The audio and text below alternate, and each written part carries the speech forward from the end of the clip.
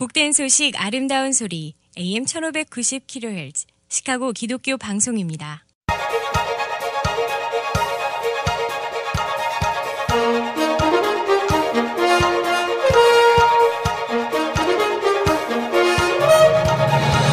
김정일 해설위원의 시사 해설.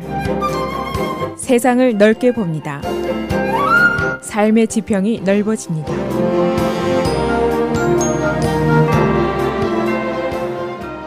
시사 해설입니다. 낸시 펠로시 하원 의장이 어제 대통령의 의회 국정보고 연설에 제동을 걸고 말았습니다. 그녀는 트럼프 대통령이 보내는 서한에서 지금 정부가 폐쇄가 돼 있고 또 의회 내 보안이 충분치 않다는 이유를 들어서 그 1월 29일로 예정이 된 의회 내 국정연설을 취소하든지 아니면 연기하든지 아니면 서면으로 해달라 이렇게 통보를 했습니다. 이것이 얼핏 들으면은 그냥 평범한 말 같습니다만은 사실은 가시도 친 정치적인 발언이라고 볼 수가 있습니다. 우선 지금 정부 폐쇄가 장기화되고 의사당 내의 보안 요원이나 시크릿 서비스나 모두 무급 휴가를 받는 상황에서 정부가 제 기능을 발휘하지 못하는데 무슨 국정연설이냐, 그런 질책의 의미가 여기 담겨 있습니다. 또 한 가지는 그대가 정부 폐쇄를 인질로 잡고 있지만은 그게 바로 귀하의 발등을 찍을 수도 있다. 그대가 그렇게 고대하던 번쩍이는 스팟라이트 아래서의 그 연설 장면은 무의로 돌아갈 수 있다. 그런 의미입니다. 그래서 언론들은 낸시 펠로시가 칼을 휘두르면서 트럼프를 작게 또 약하게 만들고 있다. 이렇게 해석을 하는가 하면은 또 멕시코 전쟁이 더욱 격화되고 있다. 또는 낸시가 그녀의 권력을 행사하기 시작했다. 등등의 해석을 하고 있습니다. 그래서 오늘은 낸시 펠로시 의장의 갑작스러운 국정연설 초대 취소, 그 내용은 어떤 것인지, 정적인 의미는 무엇인지, 화이트하우스의 반응은 어떻게 나오고 있는지, 또 언론들이 보는 해석은 어떤 것인지 종합을 해보겠습니다. 그녀의 서한 내용의 골자는 말씀드린 대로 1월 29일로 예정되어 있는 또 State of the Union 연설을 취소하든지 연기하든지 문서로 하든지 하라, 이겁니다. 그 이유는 의사당 내 보안부서라든가 Secret Service, Department of Homeland Security의 보안 요원들이 부족하고 그래서 보안 유지가 충분하지 않기 때문이다. 그런 이유입니다. 그러나 그녀의 서한을 문자 그대로 해석하는 사람은 사실은 많지가 않습니다. 여러 가지 의미로 해석을 하고 있는데, 첫째, 의회가 행정부나 대통령과 동등한 권한을 갖고 있는 존재다. 즉 미국은 상권 분립이다. 그대 마음대로 하는 데가 아니다. 그것을 지적하기 위한 것이다. 그런 해석이 있고, 또 하나는 그대의 고집대로 멕시코 벽 기금을 줄 때까지 정부 폐쇄를 장기화하는 것을 불사한다 하고 얘기를 했는데, 그러나 그것이 자칫하면 그대에게 영향을 줄 수 있는 사항이 될 것이다. 그것을 깨우쳐주는 의미다. 그런 해석도 있습니다. 그녀는 이 서한을 보낸 후에 언론과의 인터뷰에서 천연덕스럽게 이건 의회 내부의 보안 문제다라고 설명을 했습니다. 그러나 이 내용은 만일 트럼프 대통령이 꼭 국정연설을 하고 싶다면은 의회로 오지 말고 오벌 오피스에서 할 수도 있지 않겠느냐, 그런 얘기입니다. 다시 말하면은 즉 여기는 내 땅이다, 상권 분립이다, 그런 얘기고, 민주당이 하원에서 다수당이고 내가 하원 의장이다, 이것을 과시하려는 욕심이 안 되겠느냐, 그런 지적도 있습니다. 이 낸시 펠로시의 서한은 즉 disinvite, 초대 취소의 성격이라고 볼 수가 있습니다. 여기에 대한 화이트하우스의 반응이라든가 시크릿 서비스의 반응은 아직 공식적으로 나온 것이 없습니다. 그러나 Department of Homeland Security의 장관은 어제 의사당 내 보안이 충분하다 하는 내용을 트윗을 했습니다. 이 화이트하우스 측의 보좌관들, 익명을 요구한 사람들이 전환하는 것을 보면은 트럼프 대통령이 이 서한에 별로 개의치 않는 것 같더라, 그런 의견도 있고, 또 CNN의 짐 카스타 기자의 보도에 따르면은 지금으로서는 트럼프가 1월 29일에 예정된 연설 계획을 계속 실현할 것으로 생각하고 있는 것 같다, 그렇게 보도를 했습니다. 낸시 펠로시의 서한을 한쪽에서는 초대 취소의 의미로 해석하고 있고, 또 다른 한쪽에서는 그냥 보안에 대한 사전 우려, 이 정도로 해석을 하는 경우도 있습니다.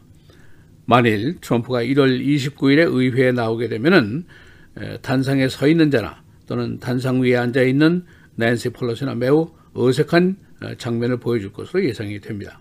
이에 대한 민주당의 내부 반응은 두 개의 반응입니다. 하나는 초청 취소는 민주당 다수당의 파워플레이일 뿐 아니라 트럼프에 대한 개인적인 모욕을 줄 수 있는 것이기 때문에 속된 말로 손 한번 잘 봐줬다 하는 환영의 반응입니다.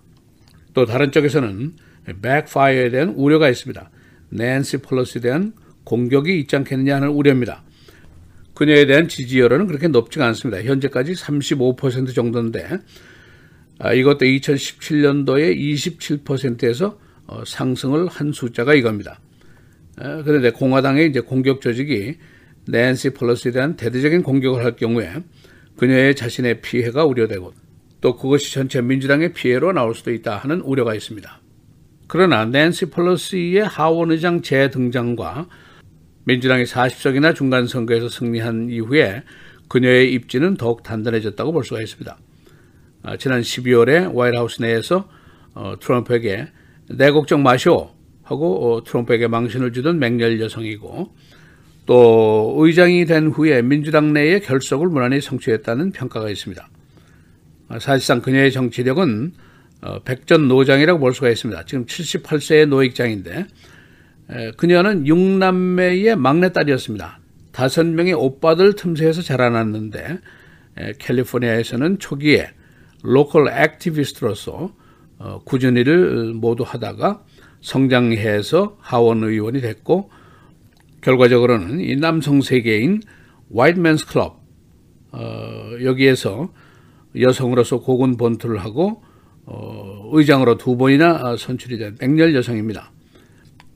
화이트하우스와 의회가 계속해서 멕시코 장벽으로 인한 정부 폐쇄 사태 이것을 해결하기 위해서 접촉을 계속하고 있습니다.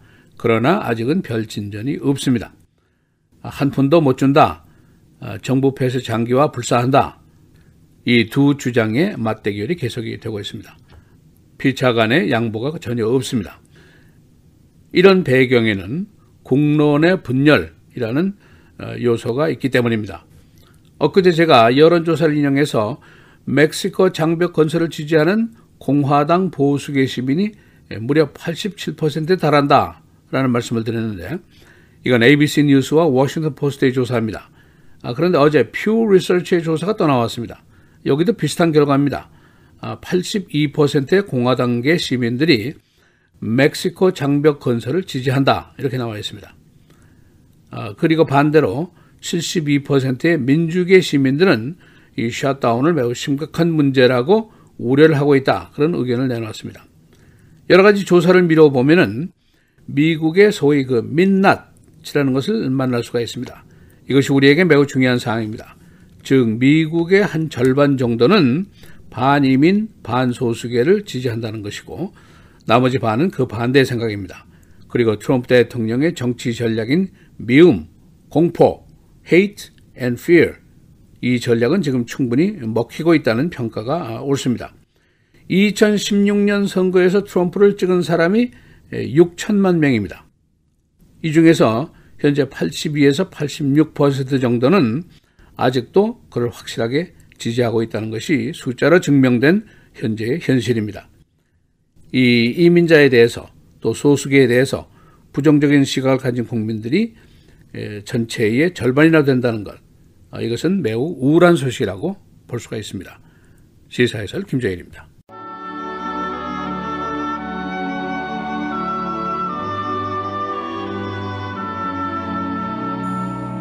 지혜를 얻은 자와 명철을 얻은 자는 복이 있나니 이는 지혜를 얻는 것이 은을 얻는 것보다 낫고 그 이익이 정금보다 나음이니라.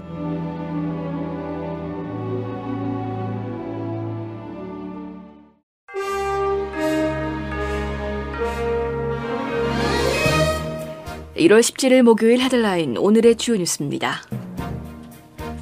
트럼프 대통령이 지난달 시리아에서 ISIS를 격퇴했다며 미군을 철수시키겠다고 밝힌 지 약 한 달 만에 시리아에서 미군을 타깃으로 한 자살폭탄 공격이 발생했습니다. 철군 발표를 번복해야 하는지를 놓고 트럼프 대통령이 난감한 상황에 빠지게 됐습니다. 어제 시리아 북부 알레포주 만비주에서는 미국 주도 연합군을 대상으로 ISIS의 소행으로 추정되는 자살폭탄 공격이 발생해 19명이 목숨을 잃었습니다. 그중에는 미군 4명도 포함됐습니다. 민주당은 이번 자살폭탄 공격을 놓고 트럼프 대통령의 철군 계획에 전략이 부족했던 것이라며 비난했습니다. 공화당 린지 그레이엄 상원 의원도 고위급 국가안보 관계자들의 반대에도 불구하고 발표한 트럼프 대통령의 철군 계획은 우리가 싸우고 있는 적에게 활력을 줬다고 비판했습니다. 트럼프 행정부가 북한이 미사일을 발사한 직후 격추할 수 있는 방어망, 우주에서 미사일을 격추할 수 있는 무기 등 일명 트럼프판 스타워즈를 추진합니다. 트럼프 대통령은 오늘 펜타곤에서 군 수뇌부와 함께 1980년대 로널드 레이건 대통령의 스타워즈 계획을 뛰어넘는 미사일 방어 MD 전략 문건을 공개할 예정입니다. 행정부의 미사일 방어 검토는 지난 2010년 이후 9년 만에 처음으로 나오는 것입니다. 트럼프 대통령은 당초 이번 계획을 1년 전 공개할 예정이었지만 지역 미사일 위협 해소 등을 위해 재작성하는 데 수개월이 걸렸던 것으로 나타났습니다. 미북 협상 상황 등도 공개 시기 지연에 영향을 줬습니다. 조지아주의 한 20대 남성이 백악관 공격을 계획했다는 혐의로 어제 체포됐습니다. FBI 요원의 진술 기록에 따르면 조지아주 커밍에 거주하는 하셔잘랄 테브는 자기 차를 팔아서 무기를 구입한 뒤에 수사관들에 의해 체포됐습니다. 그는 방화 또는 폭파에 의해 정부의 공공건물을 파괴 또는 훼손하려 한 혐의로 기소됐습니다. 검찰은 타이브가 수제 폭발물과 대전차 로켓포를 사용해서 공격을 할 계획이었으며 공격 중 자신은 자살하는 것으로 계획을 세웠다고 밝혔습니다. 낸시 펠로시 하원 의장이 연방정부 셧다운 사태를 매듭짓지 않는다면 의회에서 진행되는 대통령의 신년 국정연설도 포기하라고 압박했습니다. 펠로시 의장은 어제 트럼프 대통령에게 셧다운이 종식될 때까지 1월 29일로 예정된 대통령 국정연설을 연기해야 한다는 요지에 편지를 보냈습니다. 펠로시 의장은 서한에서 애석하게도 셧다운으로 인한 안보상 문제가 있다며 만약 이번 주 안으로 정부가 재가동되지 않는다면 함께 연설 일정을 재검토할 것을 제안한다고 적었습니다. 또한 셧다운 기간 중 국정연설을 한 전례가 없다는 점을 꼬집고 대통령이 직접 의회에 오지 않고 서면으로 연설로 대체하는 방안도 있다고 덧붙였습니다. 트럼프 대통령이 정부 부분 셧다운으로 인해 무급휴가 또는 무급근무 중인 연방 공무원들의 체불 임금 지급을 보장하는 법안에 어제 서명했습니다. 백악관은 어제 연방정부가 완전히 다시 문을 연 후에 체불 임금을 소급 지급하게 된다며 이같이 밝혔습니다. 트럼프 대통령과 마이크 펜스 부통령은 이 법안이 의회에 있는 중에도 지지를 표명했으며 앞서 상하원 역시 압도적으로 이 법안을 통과시켰습니다. 셧다운은 현재 27일째로 접어든 가운데 오늘 백악관에서는 정부 셧다운 문제를 논의하기 위한 초당 회의를 갖습니다. 시카고시는 오늘 오헤어 공항 확장 계획을 발표합니다. 85억 달러가 투입될 이 대대적인 확장에는 5개의 최신 공항 디자인이 포함되어 있습니다. 이 계획은 현재 터미널 2를 글로벌 터미널로 바꿉니다. 시카고 경찰 고위층이 현업 경찰을 경찰 업무에서 빼내 자신의 자녀 통학과 베이비시터로 이용해온 것이 드러났습니다. 시 감사실의 기록에 따르면 그랜드 센트럴 디스트릭의 커맨더 앤토니 에스카밀라가 휘하의 경찰관을 자신의 가정사로 돌보는 역할로 이용해오다 적발돼 7일에 정직 처분을 받았던 것으로 나타났습니다. 시민단체는 이 경미한 처벌이 부당하다고 보고 이해 시적을 경찰국에 요구했습니다. 살인 유죄 판결을 받은 남성이 23년의 억울한 옥살이 끝에 무혐의로 풀려났습니다. 53세 패트릭 펄스리는 지난 1993년 여인 살인죄로 유죄 판결을 받고 23년간 감옥에 있었습니다. 그러나 이 사건에 대한 총기 탄도 검사 결과 그가 범인이 아닌 것이 밝혀져 어제 무혐의로 석방됐습니다. 날씨입니다. 오늘도 어제에 이어 흐린 날씨 이어지겠습니다. 흐린 날씨는 남은 한 주 동안 계속 이어질 전망입니다. 오늘 낮 최고 34도, 밤 최저 24도. 내일도 흐리고 오후부터 3에서 5인치 안팎의 눈이 내리겠습니다. 내일 낮 최고 28도, 밤 최저 26도. 토요일 흐리고 오전 한때 1인치 안팎의 눈이 예상되는 가운데 찬바람이 강하게 불겠고 최저 기온이 10도 안팎으로 뚝 떨어지겠습니다. 토요일 낮 최고 28도, 밤 최저 11도. 주일 가끔 구름 많겠고 낮 최고 기온은 10도대로 떨어지고 최저 기온은 한 자리 숫자로 내려가면서 강추위가 찾아오겠습니다. 건강관리에 유의하시기 바랍니다. 주일 낮 최고 16도, 밤 최저 8도입니다.